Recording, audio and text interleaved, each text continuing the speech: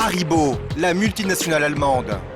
Comme l'artisan de Berck, la multinationale protège ses secrets de fabrication. Le site est donc strictement fermé aux visiteurs. Jean-Philippe André, le patron de la filiale française, a peur d'être copié, car il fabrique les bonbons les plus célèbres du marché. On est jaloux de ce qu'on possède et notre plus grand bien, c'est quand même nos secrets de fabrication. Dans l'industrie du bonbon, les ingrédients de base sont toujours les mêmes. Des tonnes de sucre liquide livrées par camion-citerne, quelques additifs alimentaires et des colorants. Ce qui fait la différence avec les concurrents, ce sont les dosages et les procédés de fabrication. Des recettes connues seulement du patron, Jean-Philippe André, et de son maître confiseur, Gilbert Beck. Grâce à son savoir-faire, l'usine d'Uzès produit quelques-uns des bonbons les plus célèbres et les plus rentables de la marque. Rouleau de réglisse, dragibus, mais aussi carensac. Du carensac en petit format. Il y a aussi les bananes. Et surtout la fraise tagada, c'est l'un des fleurons de la marque depuis 40 ans.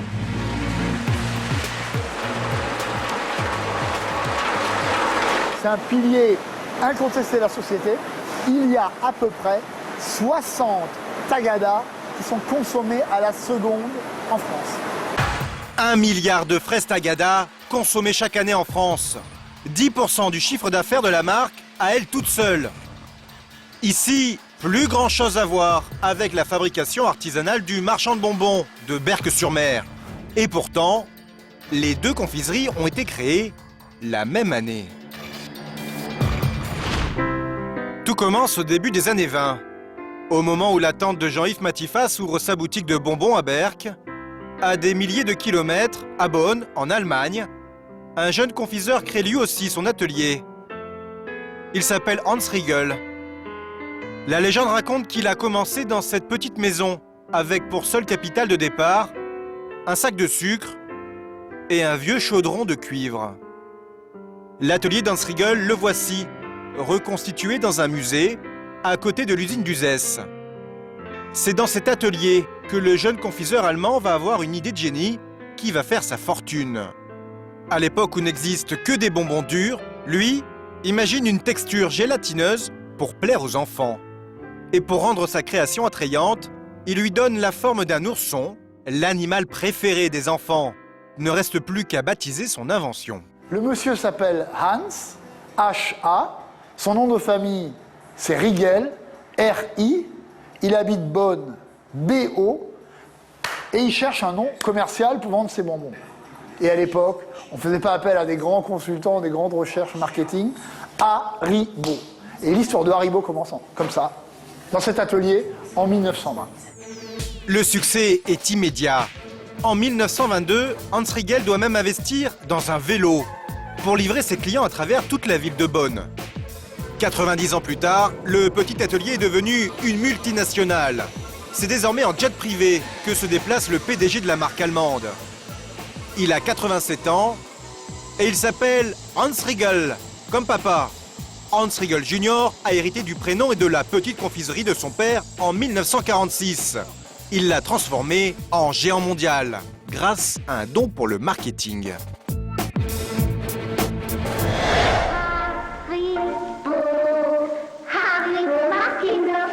C'est lui qui a inventé la ritournelle de la marque. Une des premières publicités modernes. Dans les années 60, elle fera le tour du monde à la télévision. Et surtout, il a exploité à fond le filon du bonbon gélatineux inventé par son papa. Décliné sur tous les tons et sous toutes les formes, la marque fabrique plus de 300 sortes de friandises aujourd'hui. 6000 salariés dans le monde, 18 usines. Hans Riegel Jr. est aujourd'hui l'un des hommes les plus riches d'Allemagne, avec une fortune estimée à près d'1 milliard d'euros. Quand il débarque en France, comme aujourd'hui à Marseille, le PDG allemand est accueilli comme un chef d'État. D'ailleurs, ce matin, la République française rend hommage au pape du bonbon.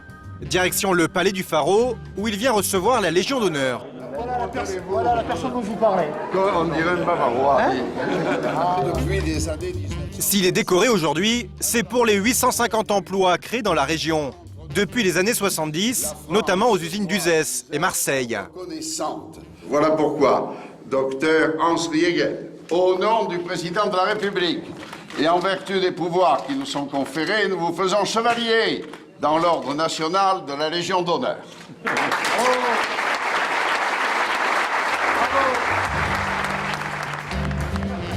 Hans Riegel Jr. se montre rarement en public. Quand il est contraint de le faire, comme ce matin, il en profite toujours pour faire de la publicité pour sa marque.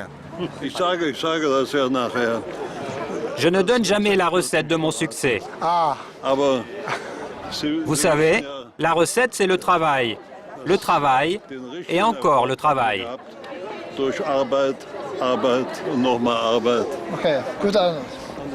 Hans Riegel Jr. cultive le goût du secret. En revanche, il affiche clairement le symbole de sa réussite sur ses cols de chemise, le petit ourson inventé par son père. Le patron allemand peut avoir le sourire, sa marque est le leader incontesté du marché.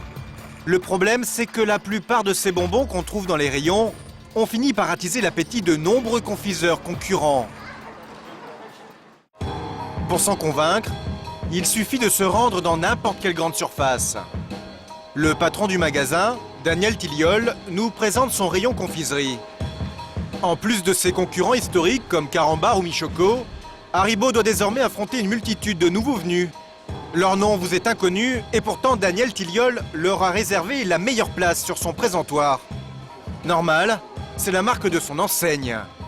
On appelle ça la marque distributeur.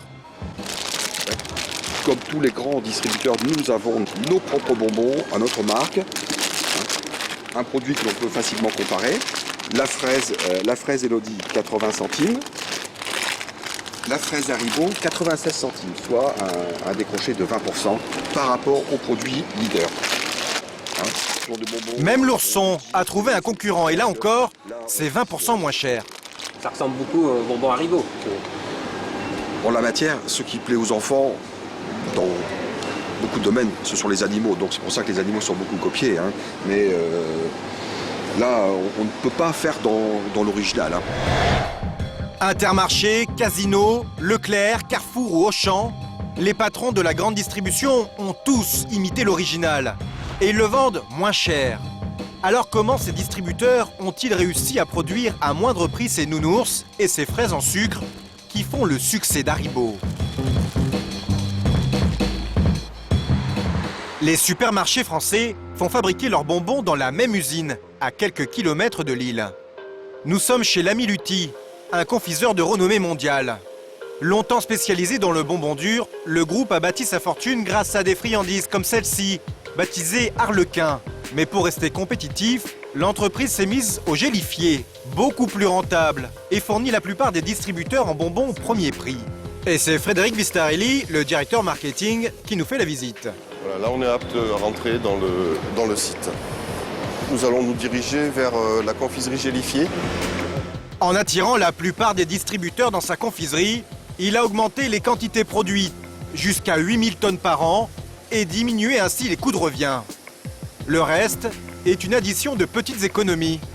Un emballage réduit au strict nécessaire, aucune publicité et un minimum d'innovation. Ici, les crocodiles ressemblent terriblement à leurs concurrents allemands. Même constat pour les fraises. Et que dire des oursons? Ils semblent sortis tout droit de l'atelier d'Hans Riegel. Ici, on imite les valeurs sûres, même si le directeur marketing s'en défend. Ça c'est dans des teddy, des oursons gélifiés. Donc là j'ai pris un goût citron, mais je vous invite à en goûter un, donc goût ananas si vous voulez. Ça, c'est des bonbons Haribo? Non, ça c'est des bonbons Lutti. Alors, ça reste un ourson, c'est du gélifié, donc on ne peut pas dire qu'il y ait des mondes d'écart, mais chacun a ses spécificités. C'est pas de la contrefaçon? Non, non, c'est comme si vous disiez à un boulanger qui contrefait la baguette de l'autre, alors qu'il contrefasse la baguette. Non, c'est pas la contrefaçon. Pour l'instant, Haribo n'attaque pas ses concurrents pour contrefaçon. Reste qu'entre les différents fabricants, la bataille fait rage.